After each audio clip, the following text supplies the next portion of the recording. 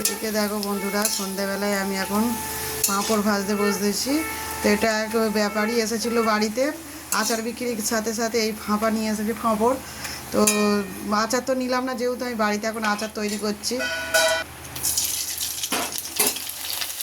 পাঁপড়গুলো মেয়ে বলছে এখন ভেজে দাও, খাবো, নাহলে দোকানে নিয়ে চলো। তা ভাবলাম ভেজেই দিই, কেনা হয়ে গেছে যেকালে।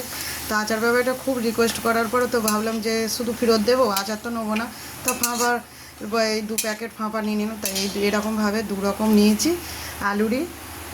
তো এদিকে দেখো সব আমার ভাজা হয়ে গেছে। আর এটা একটা প্যাকেট, যেটা এখন আর ভাজবো না, রেখে দেবো। তো এদিকে দেখো শীত আমার খেতে শুরু করে দিয়েছে। শীত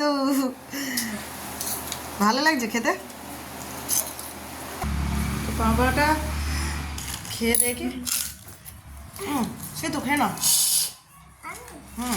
খেয়ে দেখো কেমন খেতে বলবে। ভেবেছিলাম আলু, ঠিক আলুর মতো লাগছে না, একটু চালের গুঁড়ি গুঁড়ি আছে মনে হচ্ছে। যাই হোক, সন্ধ্যাবেলা এখন খেতে বসে বললাম ফাঁপা নিয়ে।